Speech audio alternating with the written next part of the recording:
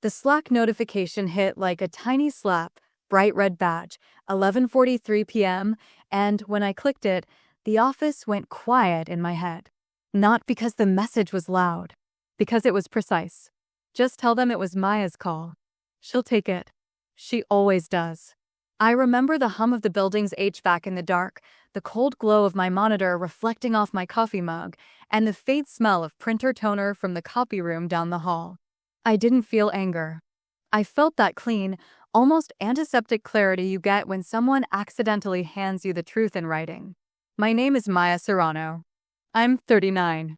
For 10 years, I worked at Graybridge Logistics in Chicago as a senior operations program manager, one of those titles that sounds inflated until you realize it means you fix things that don't have owners.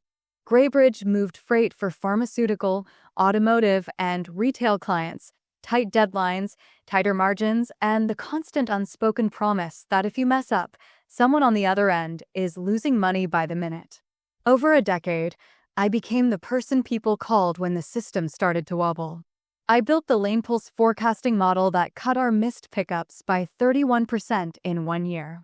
I designed the DockSync playbook that standardized handoffs across 14 terminals and reduced dwell time by 18%. I led the Atlas Contingency program, our worst-case reroute protocol, through a winter storm that knocked out 3 hubs, and we still hit 97.4% on-time delivery for our top accounts that quarter. I also own the client-facing reporting cadence for a $24,600,000 annual portfolio, which meant I got to translate chaos into numbers that didn't terrify procurement teams. And because competence is often rewarded with more work, I hadn't taken a full weekend off in 26 months.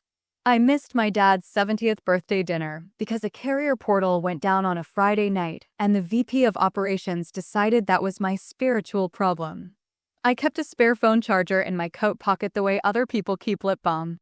Quiet, detail-oriented, observant. It's not a personality type. It's a survival tactic. The office itself was classic Midwest corporate, gray carpet, fluorescent lights, conference rooms named after bridges nobody actually liked, the Wabash, the Randolph, the Lakefront.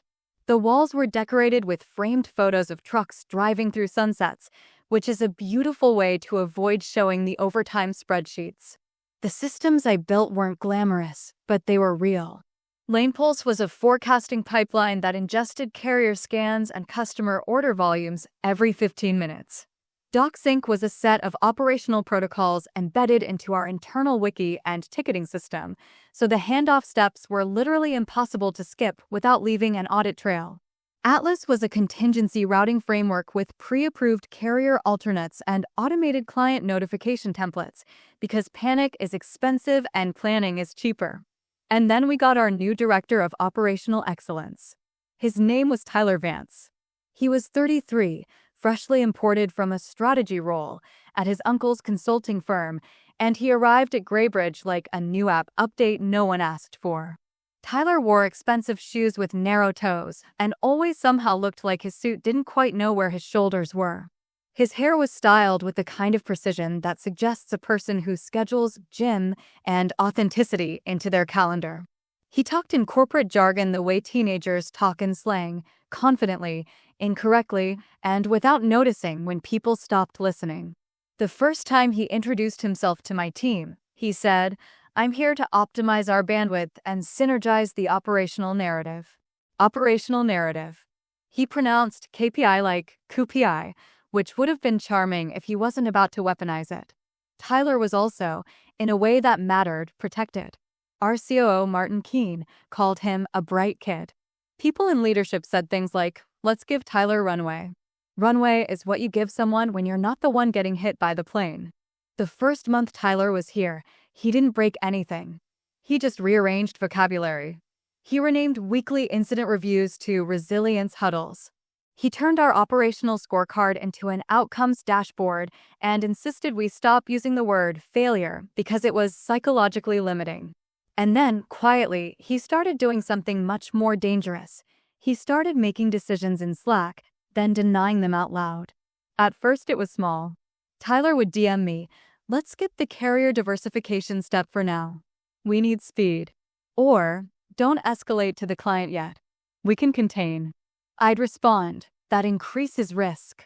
He'd reply, risk is relative. Trust me. Trust me, said by people who never have to clean up. I didn't argue in essays. I didn't plead. I did what I always do, I documented. Not theatrically. Just consistently. Because Slack doesn't feel like evidence when you're typing it.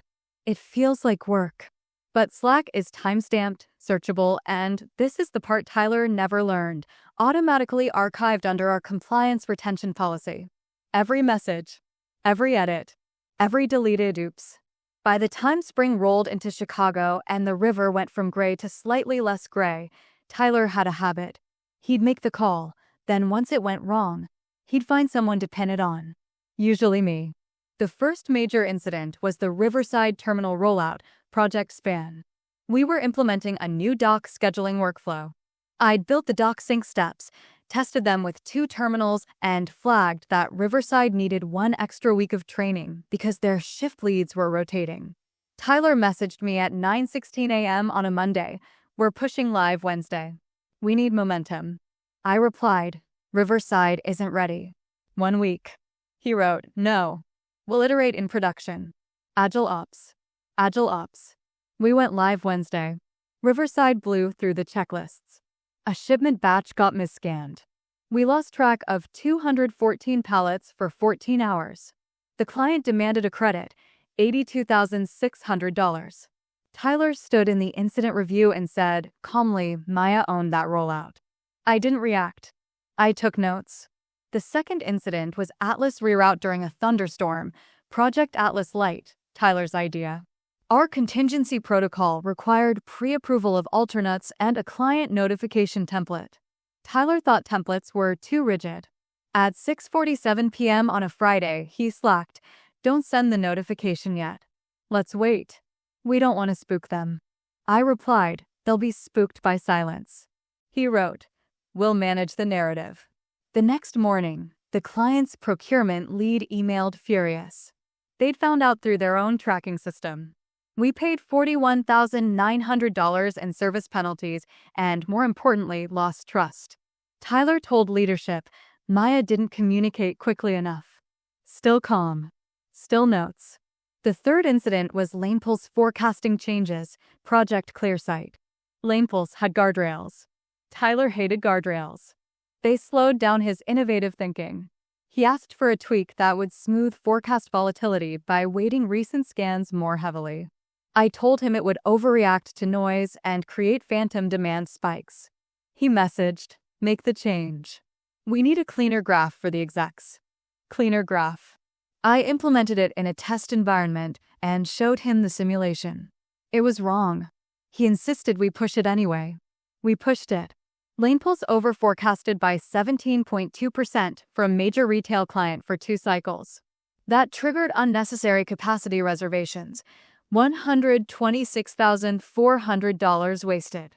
Tyler said, Maya's model is unstable. By that point, it was no longer a pattern. It was a method. And then came my performance review. It was scheduled for a Tuesday at 3 p.m. in the Lakefront conference room, the one with the 2 bright lights and the cheap glass table that always felt sticky no matter how often facilities cleaned it. The room smelled faintly like lemon disinfectant and old carpet, like the building itself was trying to remind you it had been here longer than your career.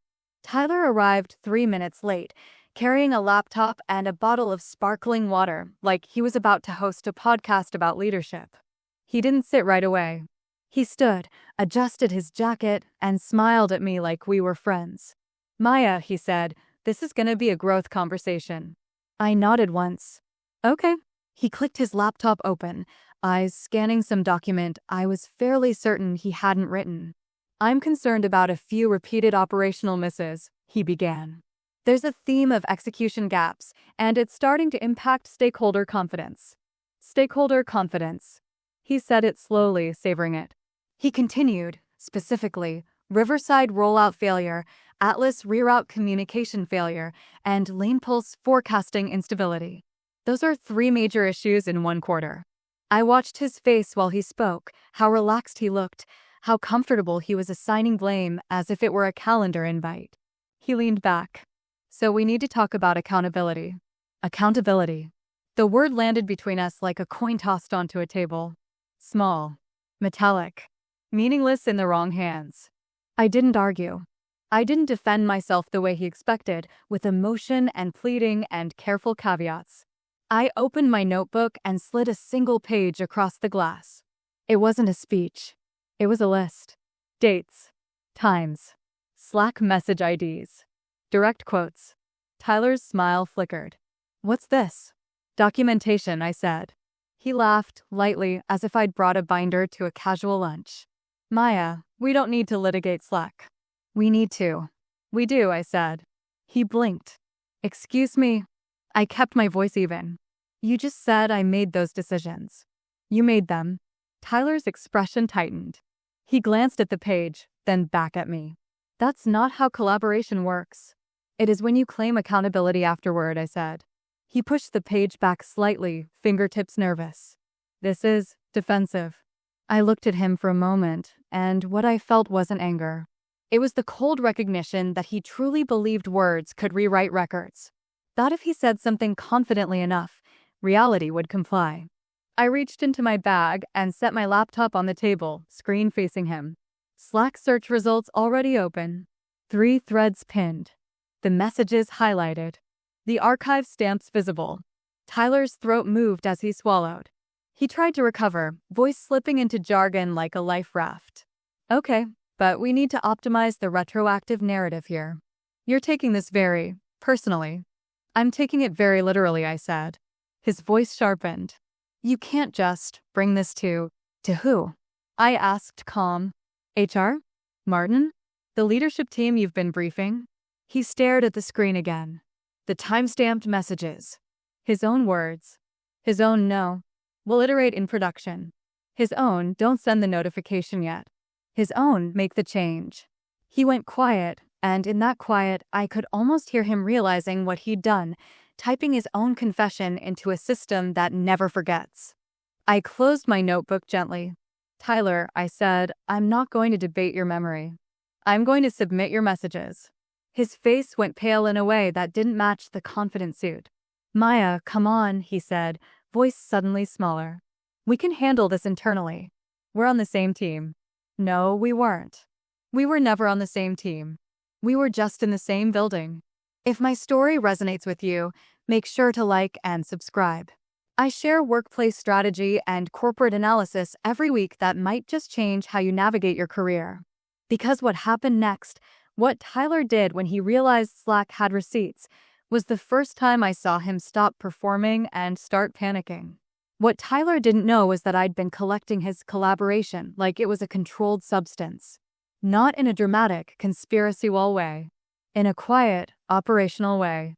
Because when someone makes you responsible for outcomes but refuses to be responsible for decisions, you either become their scapegoat or you become their historian. I chose historian. The retention policy was the first gift. Graybridge had a 7-year Slack archive because we handled pharmaceutical logistics and the compliance team was terrified of discovery. Everything was indexed. Every edit was logged. Every deleted message was just a message with a different label. Tyler talked like Slack was vapor. Like words dissolved the moment you hit enter. I knew better. On August 14, 2023, at 6:32 p.m., I submitted a ticket to IT titled Slack eDiscovery Export, Ops Programs. The request was routine, quarterly export for program documentation. That's what I wrote. Program documentation. Safe words. A week later, IT enabled my access to the eDiscovery console for my channel scope, read-only, audit-logged, above board. The permission lived under compliance tools. Nobody questioned it because it was a boring request from a boring department, and boring is how you survive in a company full of loud people. Then I built my own little system. On January 9, 2025, at 7:05 a.m., the morning after Tyler's first Agile Ops speech, I created a spreadsheet called Decision Trace, OE. Columns were simple. Date, time, thread link, decision owner, risk flagged, response. Because if you're going to be blamed, you might as well keep the timestamps tidy. I didn't do it because I wanted revenge. I did it because I'd watched this pattern before. The protégés who talk in frameworks and outsource accountability. The directors who perform competence by criticizing it in others. The way blame always finds the quietest person in the room. And I was quiet. So I prepared. Every time Tyler DM'd me a shortcut, I responded the same way. One sentence, risk noted, plain language. No emotion. No sarcasm. Just, this will increase dwell time, or client notification is required by SP, or model guardrails exist for a reason. Then I archived the thread link. He was writing my defense for me, message by message, and he didn't even charge consulting fees. The second gift was Tyler's need to be seen as decisive. He hated ambiguity, so he overcorrected by making calls quickly and publicly, then moving on before consequences arrived. That meant his fingerprints were everywhere, and I didn't have to chase them. The third gift was that he couldn't resist editing history. He'd drop a message like, go live Wednesday, then, after the incident, he'd edit it to let's align on Wednesday. Slack captured both. Tyler didn't know that. I did. So when I said in that lakefront conference room, I'm going to submit your messages, I wasn't bluffing. I was stating the next step in a process I'd started months before he decided I was convenient. 2 days later, the first failure hit, not because the system stopped working, but because Tyler tried to run it with vibes. Project Span had been bruised, but still standing. After the review, Tyler reacted the way insecure people do when faced with evidence. He tried to isolate it. At 8:16 a.m. Thursday, he removed me from the OE leadership Slack channel. No announcement. Just gone. A quiet digital exile. He also reassigned Riverside terminal updates to a junior coordinator who'd been at Graybridge for 5 months and still called the doc scheduling tool, the calendar thing. By 10:42 a.m., my phone lit up with a call from Ravi Malhotra, terminal manager at Riverside. Deep voice, always sounded like he was in the middle of a forklift ballet. Maya, he said, not bothering with hello, why is this kid asking me where the DockSync checklists are? I stared at the gray Chicago sky outside my window. Which kid? The new one, Ravi said, irritated. He says Tyler told him you'd hand it off. There's a live cutover tomorrow and nobody has the rollback plan. There was a long pause where Ravi's breathing filled the line, impatient and loud. I said, Tyler removed me. Ravi went quiet for a beat. Then, of course he did. What do you need? I asked. I need the rollback plan, he said. And I need it in the next hour or we're going to eat another miss. I could have sent it. It would have taken me 8 minutes. It lived in my Atlas folder, cross-referenced, clean. But this wasn't about the file. This was about responsibility. I can't, I said. Ravi exhaled like he was trying not to swear. Maya, come on. Ravi, I said calmly, I'm not in the chain. Tyler made that decision. He can own it. A silence. Then Ravi quieter. He doesn't own anything. That's why we're here, I said. At 11:07 a.m., Tyler called. Not a DM. A call. That's what people do when they don't want a record. I answered anyway. Speakerphone. Notes open. His voice came tight, artificially cheerful, like he was smiling through clenched teeth. Maya, he said, quick alignment check. Riverside needs that rollback doc. Can you just drop it in the channel? Let's keep momentum. Keep momentum. His favorite phrase when he wanted other people to sprint. No, I said. A beat. Okay, he replied too quickly. Why not? You removed me from the channel, I said. You reassign the work. He laughed, a short forced sound. Don't be rigid. We're trying to streamline outcomes here. It's not about ownership. It is, I said. His voice sharpened. Maya, this isn't the time for feelings. It's not feelings, I said. It's traceability. He inhaled sharply, then switched back to jargon like it was armor. Fine, he said. Then send it to me directly. We'll operationalize it. I repeated. Yes, he snapped. We. You and me. Team. I could hear paper rustling on his end, like he was pacing, sweating, looking for something to hold. No, I said again. His tone dropped, colder. You realize this is insubordination. It's boundaries, I said. "You're making this adversarial," he hissed. "You made it political," I replied, still calm. He hung up. By 4:30 p.m., Riverside missed the cutover window. They didn't lose 214 pallets this time, just 63. Still enough to trigger client credits, $19,800. Ravi texted me a single line that night, "He's going to blame you." I replied, "I know."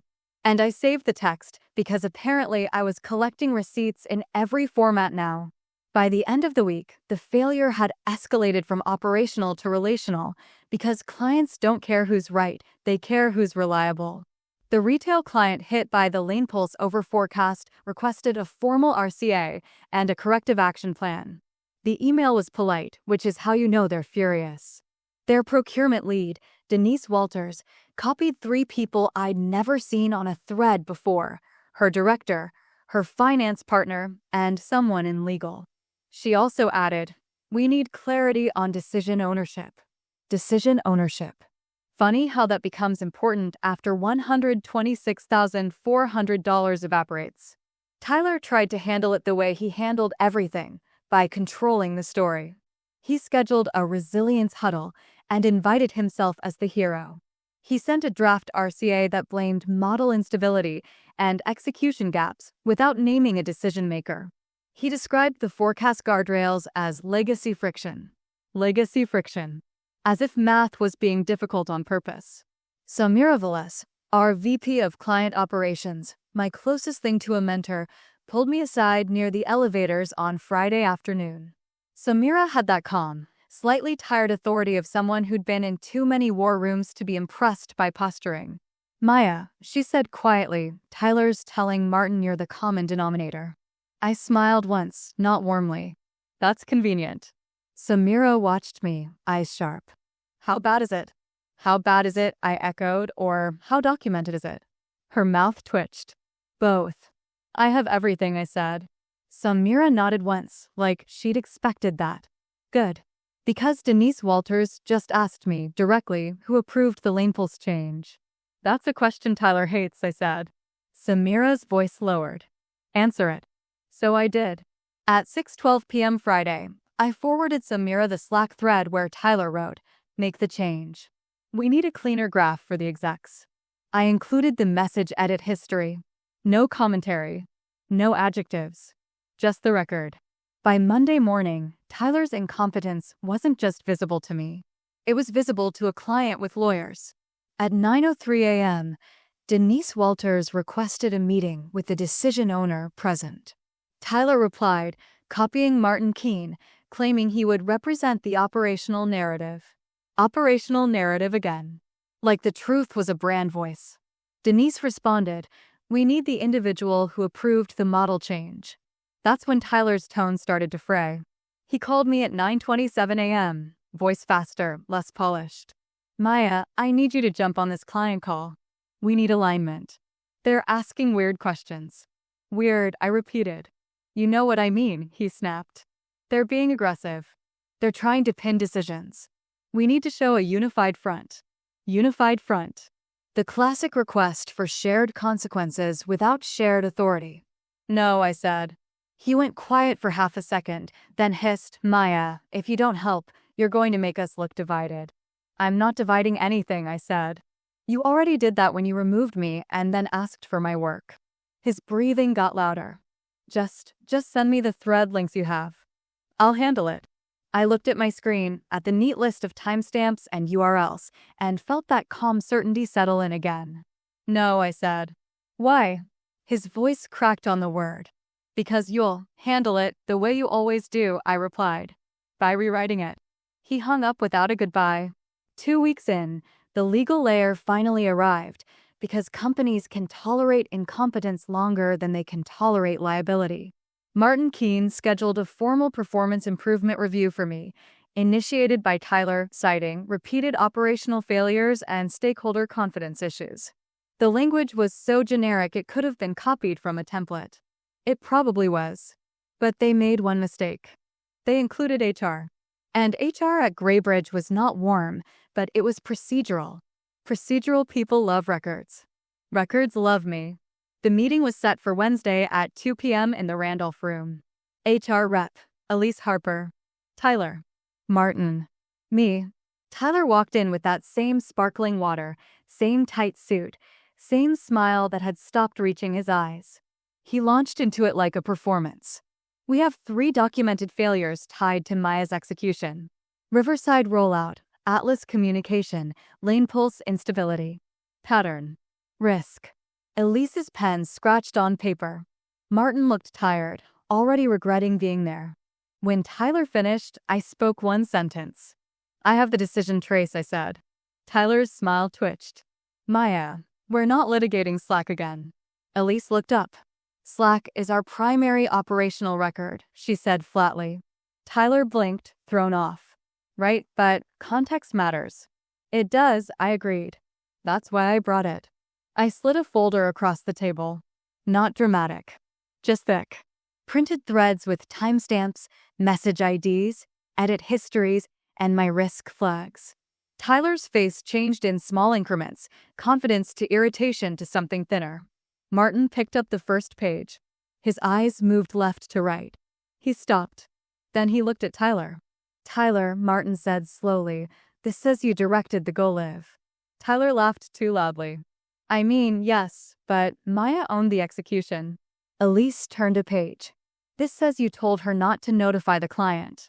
Tyler's jaw tightened. That was a strategic choice. She should have pushed back harder.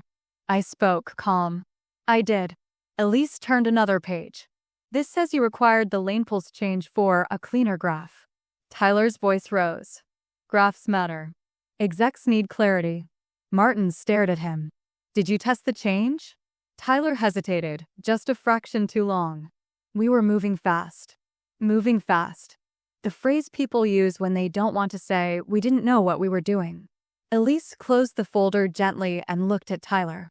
You've been attributing your decisions to your direct report. Tyler's face flushed. That's not, this is being framed. Elise didn't blink. It's not framing. It's text. That meeting changed the temperature of the building. Within 48 hours, HR launched an internal investigation into misrepresentation and inappropriate blame allocation. Tyler was placed on leave pending review. Martin asked me quietly in the hallway if I'd be willing to brief the executive team on how we prevent this kind of decision opacity. Decision opacity. A poetic phrase for, we let an idiot talk too much. And then the client consequence landed. Denise Walters' company paused contract expansion discussions worth $2,300,000 until they received assurances of leadership integrity. That was her phrasing. Integrity. Not performance. Integrity. Tyler, sensing the floor giving way under him, made his final offer. He called me from his personal number at 8:52 p.m. Sunday. His voice sounded different, smaller, rushed, like he was standing in a parking lot, cold air in his lungs. Maya, he said, listen. We can fix this. I'll tell them it was shared. I'll give you credit. You already gave me credit, I said. For your mistakes. He swallowed audibly. Okay, fine. I'm sorry. I got carried away. But if I go down, you're going down too. You sent those threats. You made me look bad. That's defamation. Defamation. He said it like a spell, too. I sent your messages, I said. That's not defamation. That's delivery. He started breathing fast. You think you're so calm. You think you've got leverage. But you don't understand how this works. I do, I said. He lowered his voice, trying to sound confident again. I can make sure you never work in ops again. I have connections. Good luck, I said. He paused, then his voice cracked into something almost pleading. Maya, please. Just tell Elise it was a misunderstanding. Say I didn't mean it. I'll make it right. I'll get you promoted. I'll get you a raise. Too late, I said. Before I tell you what happened next, you might be wondering, why didn't I just quit earlier? Why stay in a place where someone could rewrite your work into their story? That's exactly what I'll cover in next week's video, so make sure you're subscribed. 3 weeks in, the investigation stopped being an HR process and started being what it always becomes when a protected person gets exposed, a company-wide scramble to control damage, assign blame, and pretend it never happened. The first simultaneous failure was operational because Tyler had built himself into a choke point without realizing it. He'd insisted that all operational excellence, changes route through him, approvals, communications, templates, even the cadence for incident reviews. Then he went on leave and nobody had the keys to his little kingdom. On Tuesday at 7:26 a.m., a DockSync update failed to deploy to 3 terminals because the release checklist lived in Tyler's private folder, and he locked permissions to director level only. The terminals reverted to old workflows. Nobody noticed until a line haul missed a critical pharmaceutical pickup window in Joliet by 43 minutes. The penalty fee was $18,700. Not catastrophic. Just the kind of small, sharp loss that accumulates and makes people quietly furious. Samira Velez called me from the elevator lobby. I could hear the echo of the building around her, the faint ding of doors opening and closing, the sound of a company trying to function without its performer-in-chief. "Do you know where Tyler kept the release checklists?" she asked. "I do," I said. "Can you get us access?" "I can," I said. "Do you want the quick fix or the permanent fix?" Samira paused. "Permanent." "Then IT needs to request it," I said. "We do it properly." She exhaled. "Fine. You're right. I didn't say I know. I just waited, because competence doesn't need applause. It needs authorization." The second failure was client-facing, and it landed harder. Denise Walters' retail account, our $24,600,000 annual portfolio client, sent a formal notice on Thursday morning due to material concern regarding decision integrity and reporting accuracy. They were pausing the planned expansion. That expansion was worth $2,300,000 in additional annual revenue. Pausing is the polite word. It means we're looking. Samira forwarded me the email with one line: "Martin is panicking." I replied, he should. The third failure was regulatory, and it was the one that made the room go cold. Because Tyler hadn't just blamed me internally. He blamed me externally. In one of his attempts to control the narrative, he'd sent Denise Walters a draft RCA that named me as decision owner for the LanePulse change. Denise forwarded it to her procurement compliance team. Procurement compliance teams are not sentimental. They are organized. On Friday at 4:58 p.m., Graybridge received a formal inquiry from Denise's company's internal audit group requesting documentation of the decision-making process and confirming whether any misrepresentation occurred in vendor reporting. Misrepresentation. That word travels. It doesn't stay in email threads. It goes to contracts, and contracts go to lawyers. By the time I got to the office Monday morning, the air felt different, tight, flat, like the building was holding its breath. People spoke in softer voices. The elevators were quieter. Even the espresso machine in the kitchen sounded apologetic. At 9:12 a.m., Martin Keene called me into his office. Martin's office smelled like stale peppermint gum and polished wood. The kind of office where people have opinions about leadership presence. He looked tired in a way that wasn't about sleep. It was about realizing he'd protected the wrong person. "Maya," he said, gesturing for me to sit, "this is getting bigger than Tyler." I sat. Calm. Martin continued, "Denise's team is asking for documentation. Legal is involved. Samira says you have evidence." "I have records," I said. Martin pressed his lips together. "Tyler claims you're weaponizing Slack." "Weaponizing Slack." As if messages were a sword and not a time-stamped confession. "I'm not weaponizing anything," I said. "Slack is the weapon. Tyler just kept handing it to me." Martin blinked, then looked down at his desk. "He's also threatening defamation." "Of course he is," I said. Martin looked up sharply. "He said you're spreading false statements about him." I held his gaze. "I didn't make statements. I forwarded his." Martin's eyes flicked away again, like he didn't want to meet the obvious. He exhaled. "Okay, legal wants to know what else you have." This was the part Tyler truly didn't understand. I wasn't just a person with screenshots. I was a person with a system. "I have a decision trace," I said. "And I have access to the Slack eDiscovery export console." Martin's brow furrowed. "You have what?" "Read-only export access," I said. Approved August 14, 2023. Ticket ID is in my records. Martin's face changed slightly, a slow dawning. He hadn't known. Tyler hadn't known. Because they didn't look for boring. They looked for drama. Martin swallowed. So, you can pull the full edit history. Yes, I said. And the deletions. Yes. And the DMs. Yes, I said again. Within scope. Audit logged. Martin leaned back like the chair suddenly got heavier. Jesus. I didn't react. It's compliance, I said. Not Jesus. Martin gave a short, humorless laugh, then rubbed his forehead. Okay, here's what I need. We're facing potential client escalation and legal exposure. We need a clean narrative. I watched him carefully. That word again. Narrative. The word people use when they want to reshape facts. We need the truth, I corrected. Martin nodded slowly. Right. We need the truth. And we need it fast. At 11:20 a.m., Tyler emailed me from his personal account. Personal. Not corporate. Because corporate systems remember. Subject. Resolve this like adults. The email was 3 paragraphs long and somehow managed to be threatening and pathetic at the same time. He wrote, Maya, I'm willing to move on if you retract your claims.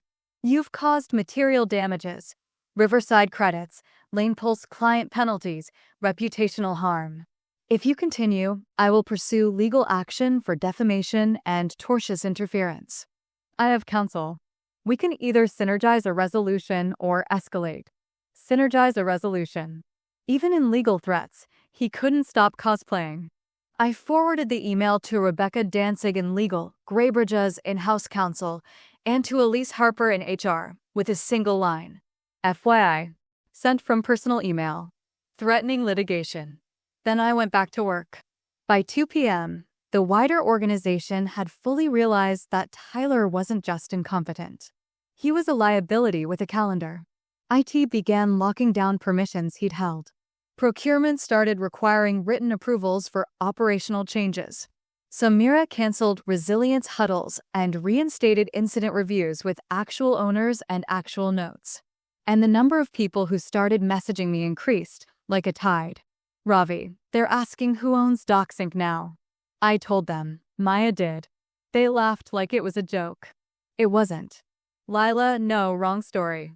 In my world it was Jay Park, our data analyst, who pinged me.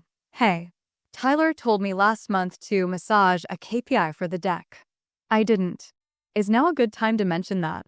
Samira, can you join a leadership call at 4? They need someone who knows where the bodies aren't. And then Elise, HR, sent a message that was as close to emotional as Elise ever got. Maya, thank you for being thorough. 3 weeks in, the cumulative losses were no longer theoretical. $18,700 pharmaceutical pickup penalty, Joliet miss after DockSync deploy failure.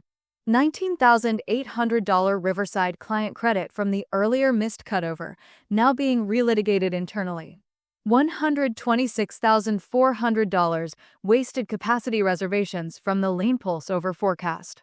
$82,600 initial Riverside credit from the original 214 pallet incident. $41,900 service penalties from the Atlas notification delay. $2,300,000 annual expansion revenue paused by Denise's company, not lost yet, but effectively frozen. $210,000 projected legal and compliance costs for client audit response and internal investigation support. Total quantified impact on paper, $2,801,400. And then, because Tyler couldn't bear numbers that weren't flattering, he tried to make the whole thing disappear. By week 5, the crisis was no longer contained in HR or operations or even legal. It hit the board. Graybridge wasn't public, but we had an investor committee that behaved like a board, quarterly updates, governance oversight, performance questions that made people sweat through expensive shirts. Martin called an emergency meeting. Samira was there. Legal was there. HR was there. I was there because at this point, you don't exclude the person holding the timeline.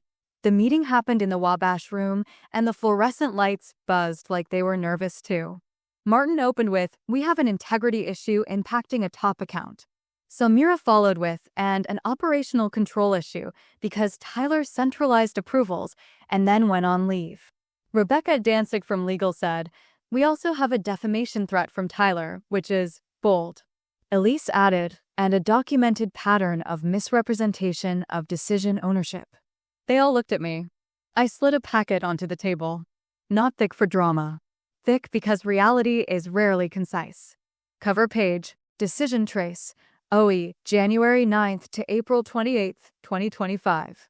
Appendices, Slack threads, edit histories, DM exports within scope, Tyler's personal email threat, the RCA he sent to Denise naming me.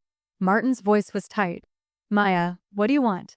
It was the wrong question, but it was a common one. "I want my name corrected," I said. "In writing. To the client. And internally." Samira nodded like she'd expected that. Rebecca said, "That's reasonable." Martin asked, "Anything else?" I paused, just long enough to keep it calm. "I want decision-making moved out of private folders and into documented processes. And I want Tyler out of the org." Martin didn't argue. Because by then Tyler had made his final desperate plea, and it was too late. He called me that night at 10:11 p.m. from a blocked number. He must have thought that would make him look powerful. It made him look like a person who didn't understand how phone logs work. His voice came out ragged, not polished at all. "Maya, listen please. You're overplaying this." "No," I said. He rushed on, words tumbling. "I can fix the client. I can talk to Denise. I'll say it was me.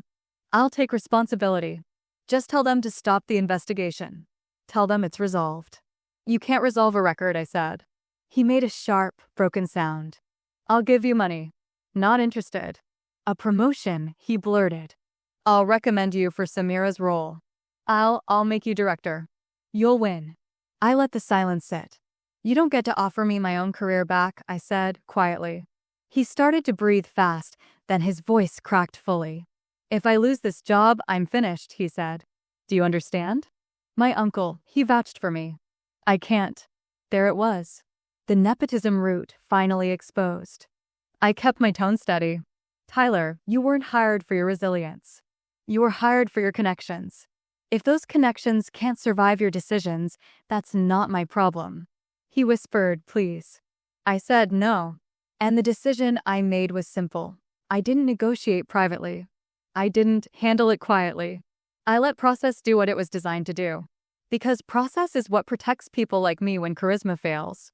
Within 48 hours of that call, the collapse happened in a way that felt almost boring, which is how most corporate implosions actually look. The following Monday, Denise Walters requested a direct meeting with Graybridge leadership, Martin, Samira, legal, and the individual who was blamed. That was me. We met via video at 9 a.m. Denise appeared in a crisp white office with a neutral background and the expression of someone who'd been lied to and was now collecting confirmations. Denise didn't waste time. "Maya," she said, "were you the decision owner on the LanePulse change?" "No," I said. Denise nodded once. "Who was?" "Tyler Vance," I said. Martin tried to speak, some softening phrase, some corporate apology. Denise cut him off politely. "Please don't," she said. "We're not here for language. We're here for governance." Then Rebecca from legal shared the Slack thread. The timestamp. The quote, "Make the change. We need a cleaner graph for the execs." Denise looked at it, then looked back into her camera.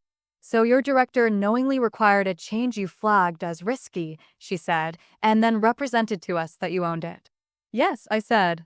Denise exhaled slow. "Okay. Then here is what happens. We are suspending all expansion discussions. Immediately. That is $2,300,000 in annual revenue you were counting on. We will continue base services for 90 days under heightened oversight. After that, we decide whether you keep our business." She said it without anger. Just policy. The way consequences sound when they're not personal. Martin's face went pale. Samira kept her voice steady. "Understood." Denise continued, "We also require written correction of the RCA within 24 hours. And we require confirmation that Tyler Vance is no longer in a leadership role impacting our account. Martin swallowed. He's currently on leave. Denise's eyebrow lifted slightly. That's not no longer. The call ended. The room in Graybridge went quiet. At 10:17 a.m., Tyler emailed Martin and Samira a resignation letter. Not because he found integrity, because the client demanded it. At 10:39 a.m., HR converted his leave to termination for cause, citing documented misrepresentation, retaliation attempts, and external defamation risk. At 11:06 a.m., Tyler tried one last thing. He posted a vague LinkedIn update about toxic workplaces and being scapegoated for systemic failures. He deleted it within an hour, probably after someone told him screenshots exist outside Slack too. His specific quote, "The moment he fully lost composure," came later that day, in a recorded HR exit call. Elise told me after, because Elise is procedural but not heartless.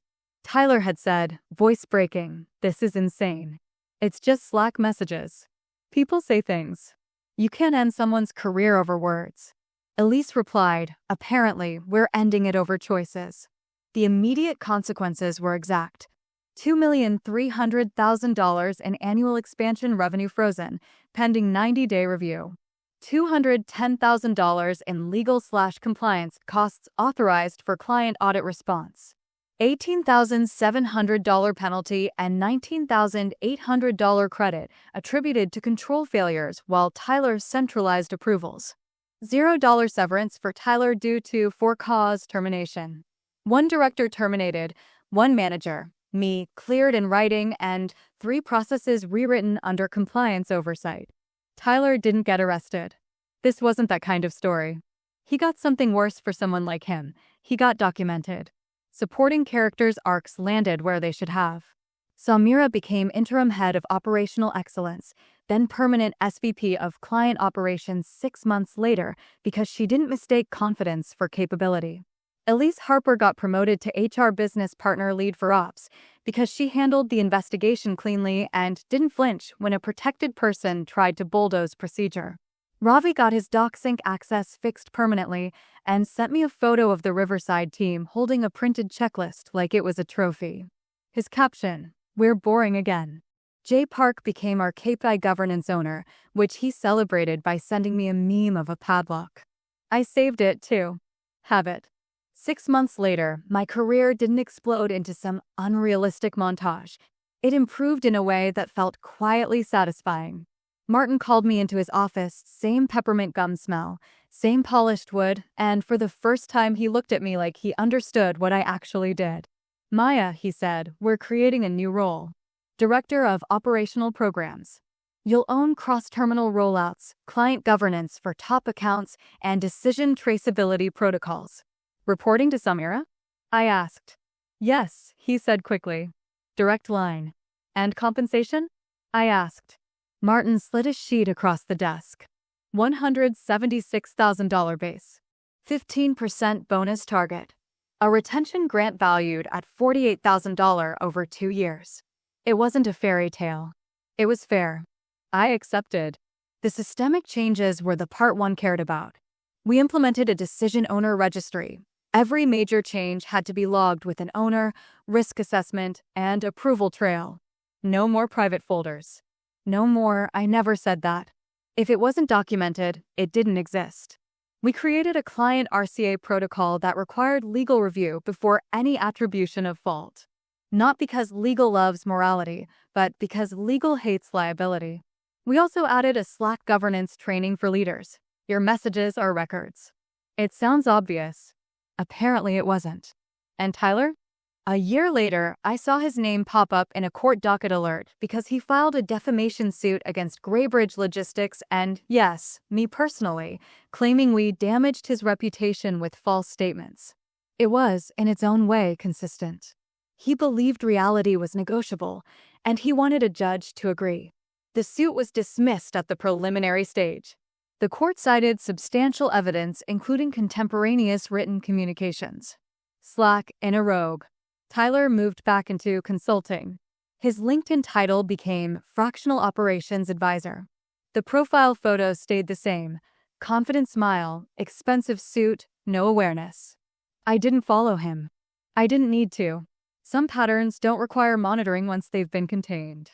If you want the lesson from all this, it's not keep receipts, because that sounds too cute for what this really is. It's this: when someone can't create value, they try to create a story where they're valuable and you're expendable. They'll borrow your work, borrow your calm, and borrow your silence until you stop lending it. If you've ever felt that slow dread of being blamed for decisions you didn't make, I hope this shows that standing your ground works. I share workplace strategies and corporate analysis every week that help you navigate professional betrayal. Like and subscribe if you found value here. Remember, if they insist everything happens in alignment, make sure the alignment is in writing, because Slack doesn't care who your uncle is.